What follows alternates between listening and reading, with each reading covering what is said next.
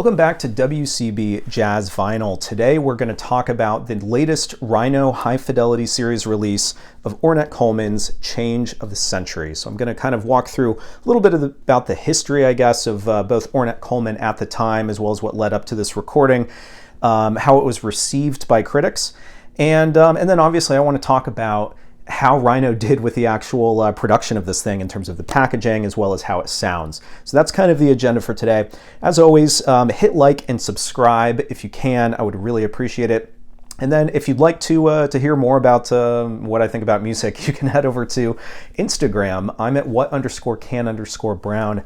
Post there pretty much every day, usually like what I'm listening to, maybe a short review, that type of thing. But I cover a lot of vintage pressings because that makes up a lot of my collection. I also cover a lot of new releases as well, including reissues like this one.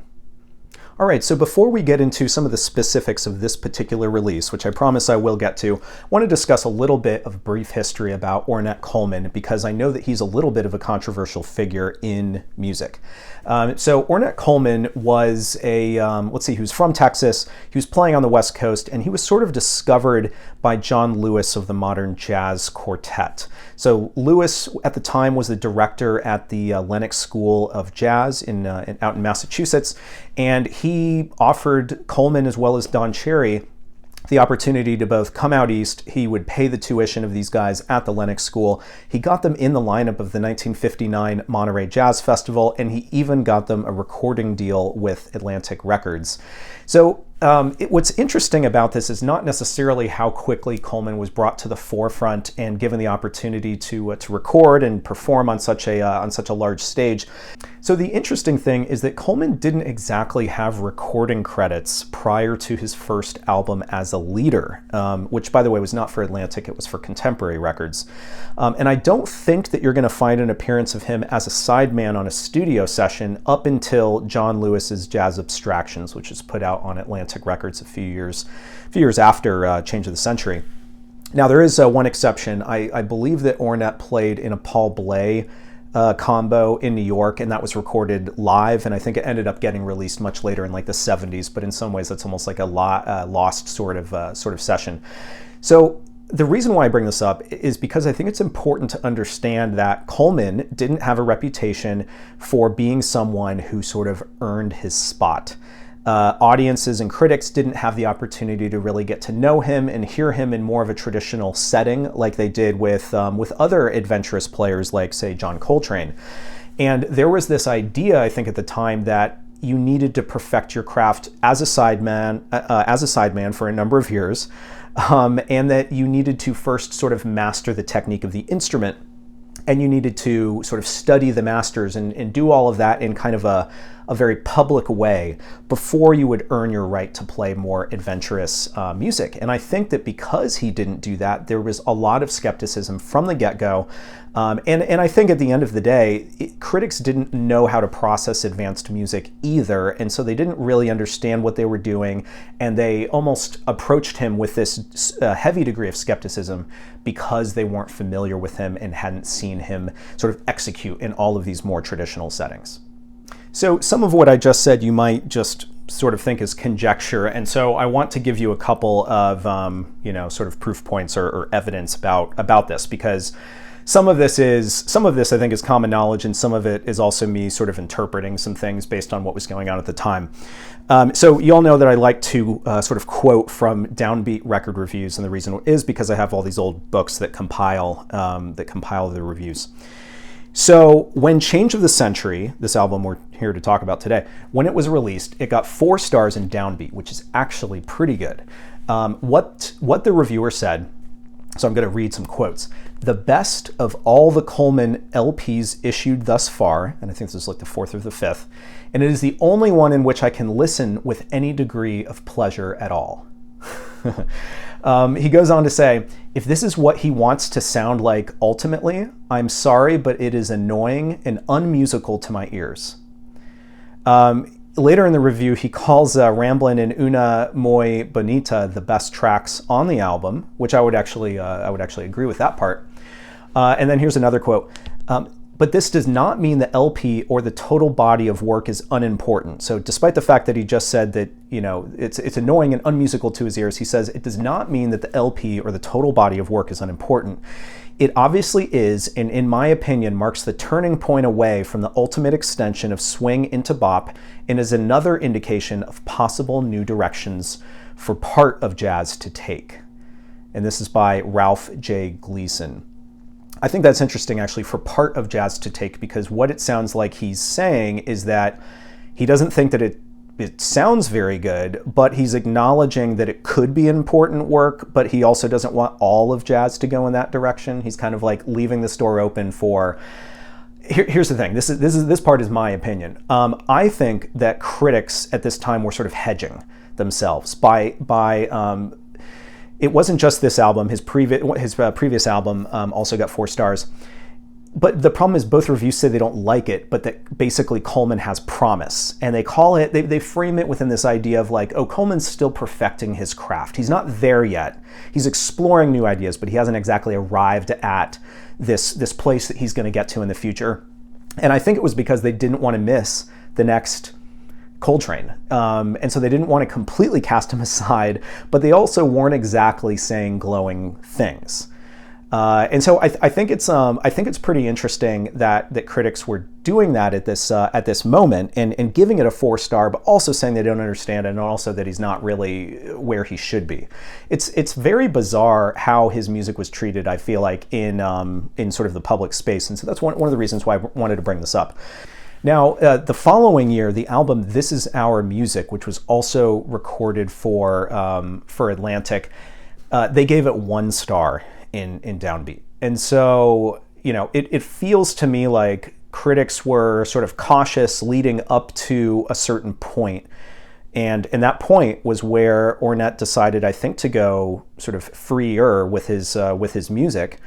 And critics didn't really like the sort of spontaneous improvisation. And in that review for This Is Our Music, they say, the particular reviewer says, disdain for principles and boundaries is synonymous not with freedom, but with anarchy. So pretty damning, actually, for that. And I wanted to bring up this point here that was at play as well with some of the... I think that this played a role as well. And this is a little bit of my conjecture, but I'm bringing it into this discussion, and you can let me know what you think. At this point, there was this issue of music publishing and who had the rights, or who was retaining the sort of the rights to some of these compositions. And this was happening at the exact same time as Ornette was putting his music out there. And there were entrepreneurial musicians like John Lewis as well as Gigi Grice who were actually registering their own companies for retaining the rights to their compositions, whereas previously those rights were either held by record companies or there was like handshake deals. And either way, musicians were not getting royalties that they were owed.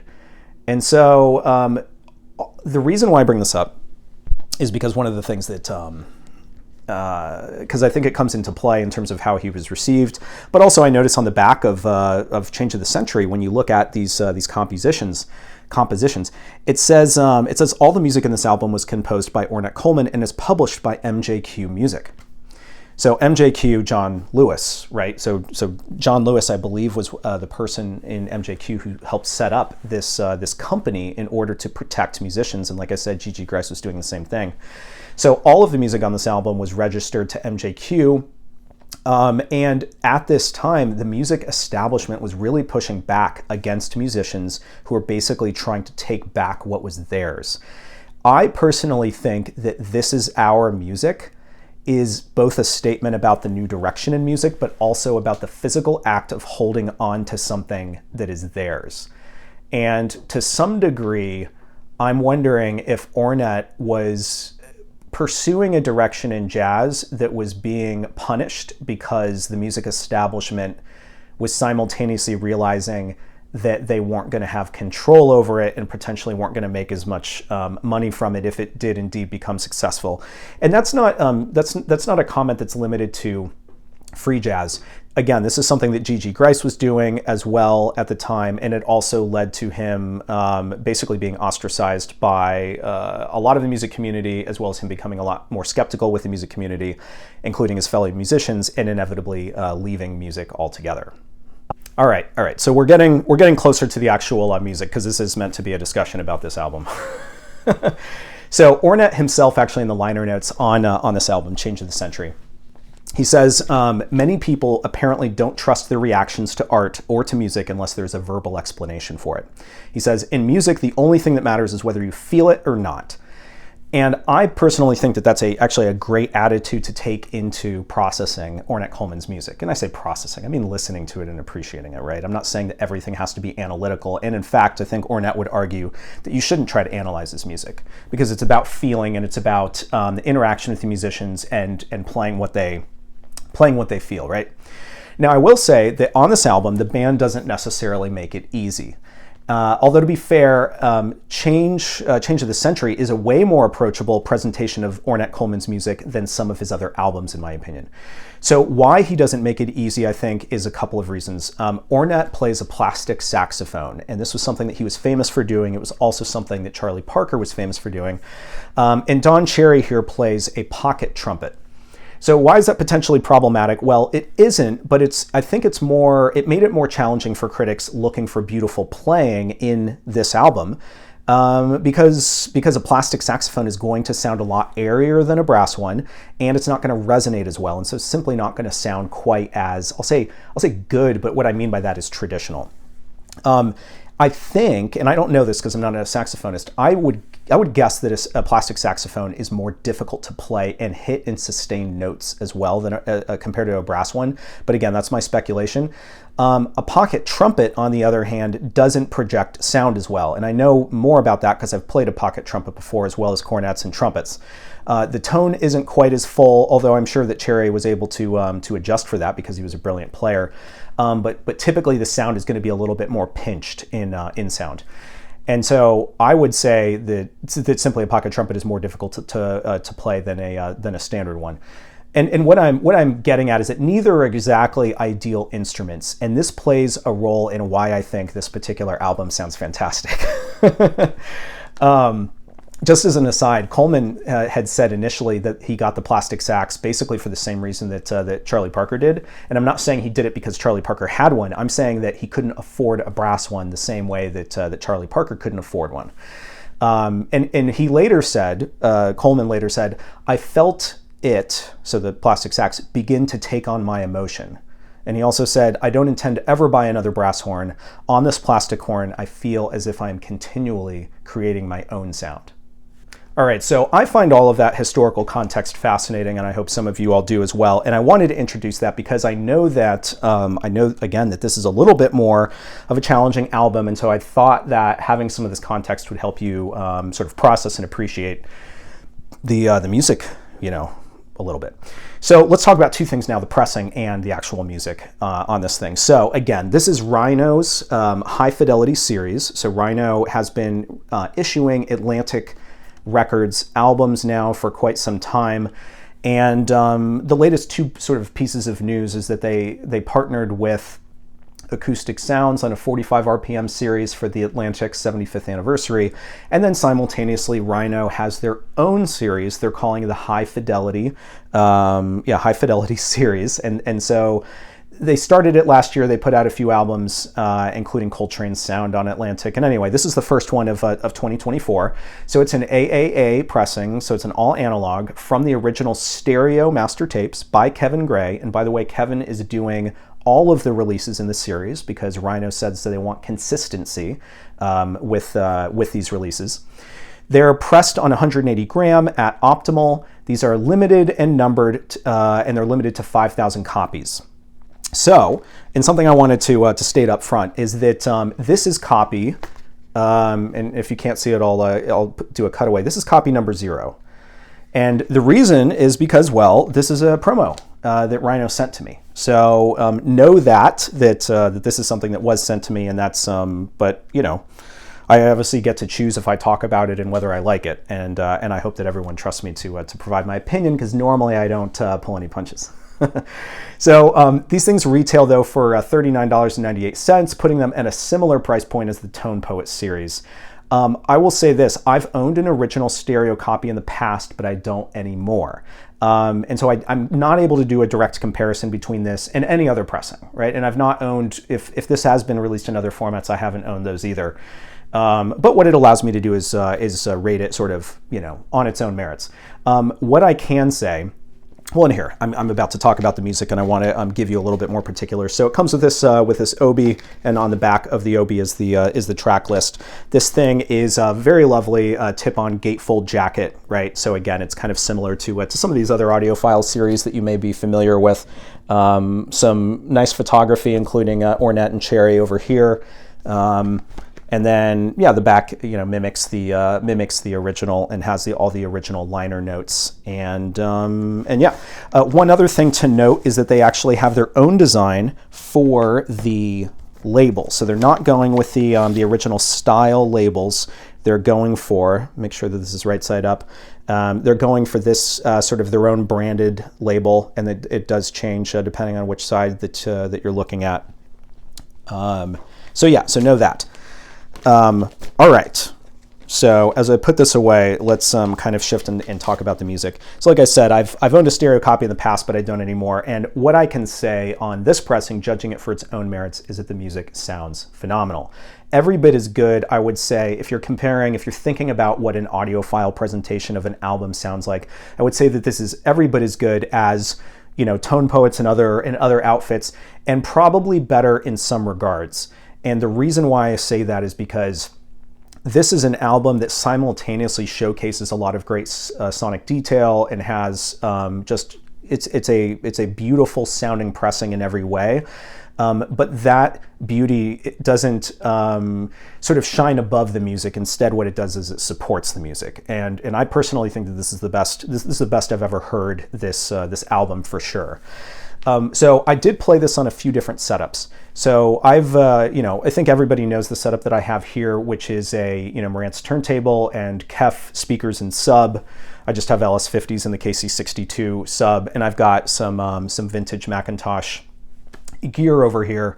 And I know that some folks think that I don't have as great of a setup as I should, but in these types of situations where I get something that is, meant to be like an audiophile presentation, not only do I get to enjoy it on my own setup, I typically bring it over to a friend's house who has a nicer setup than I do. And I did that in this case as well. And this is a friend who has a Thorns turntable. He has two Macintosh gear, and he has Dunlavey SC4 speakers. These things are like 6 foot tall and 180 pounds.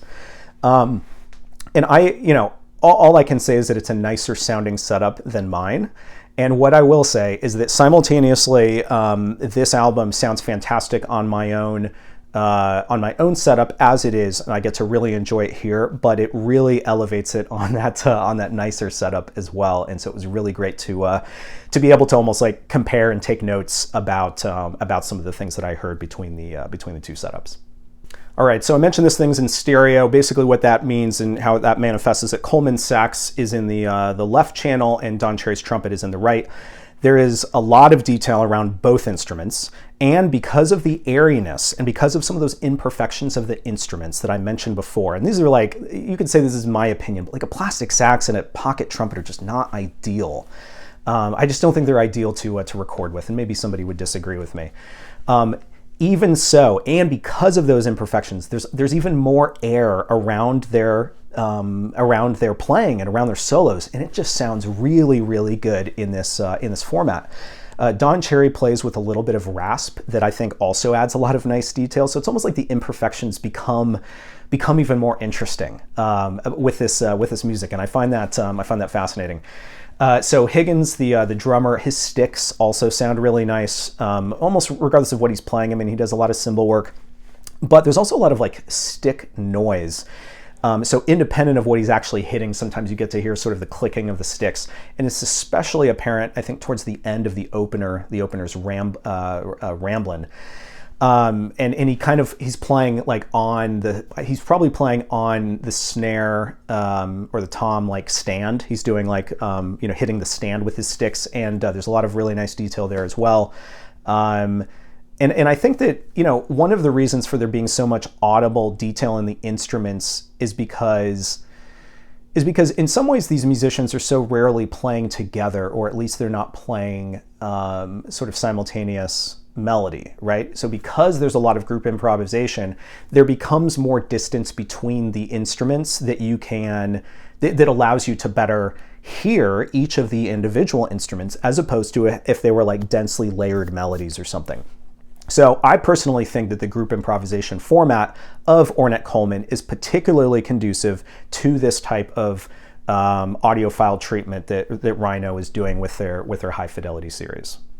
All right, so I don't want to scare people away, but with this term group improvisation or simultaneous improvisation, because I know that that some folks don't like how adventurous that sometimes becomes. So know that there is group improvisation here, but the album is not void of rhythm, and in fact, it uses an established rhythm almost throughout the entire album. It does often lack sort of formal chord progressions, but the pieces are all based on compositions. And in fact, Ornette Coleman never really liked the term free jazz because he saw himself as such a composer that he didn't like this idea that it was a bunch of musicians making up stuff on the bandstand. So I made a reference to Ramblin' when I was talking about the stick noise earlier. That for me is the highlight of the entire album. It's the first track on the first side. And one of the reasons why I'm a fan of it is I actually came to that track not through Ornette first, but through Jack Wilson's album titled Ramblin' that came out in, I forget what year, I think a couple of years after this, but it came out on the Vault label. That's an album to look out for. And so that's one of the reasons why I really love this track, because I love Jack Wilson's rendition, and then I came to discover that it was obviously Ornette Coleman's composition, and I believe he debuted it here. So this is a track that does swing, and I think that it has a pretty infectious bass and drum line that really keeps your attention. But the solos back and forth for me, again, in this format between the left and the right channel, I think are the star of this piece. And again, there's a lot of really nice sort of sonic detail and stereo separation that helps just make it even sound better. So what I would say is that this is definitely more adventurous and sort of outside the confines of jazz than some people like. But for me, I think it's a great balance of being challenging, but also fascinating to listen to, both because of the performance, but also because this High Fidelity series does such a great job of bringing out the brilliance of that performance. So, I mean, in conclusion, you probably already have gathered what I think about this album. I think that it's phenomenal. I think in a lot of ways, I may prefer this to the album The Shape of Jazz to Come. And I think one of the reasons is those two tracks that I said that I like so much, Ramblin' and then Una Muy Bonita. But there is some challenging music here, but I may even like it better than that, than The Shape of Jazz to Come. And I know that there was recently a pressing of that came out in the Vinyl Me Please series, and they did a fantastic job. That thing sounded phenomenal. But I think overall, this may be my preferred album, maybe my favorite album that Ornette Coleman ever made. And I don't think that Rhino could have done a better job with it than how they did it. This thing sounds phenomenal. It's just it's enjoyable in every way. And like I said earlier, I used to own an original, and I didn't keep it. And I think it was more because I wasn't ready for it at that time. I think when I owned that copy was probably 7 or 8 years ago. And even though I studied Coleman's music in college so long ago, I don't think I ever really appreciated it outside of me just having to study it. Having this and listening to this is, I think, the first time that I've really appreciated it for the performance, for the music, for the artistry that's represented here. And I think that I have to say that I think a good part of that is because they did such a good job with the actual pressing.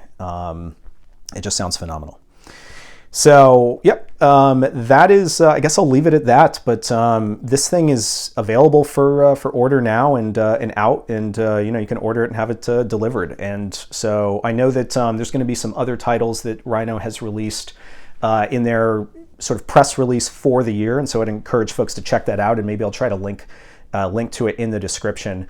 But for now, I'm a big fan of Change of the Century, and I'm just glad that they decided to include it.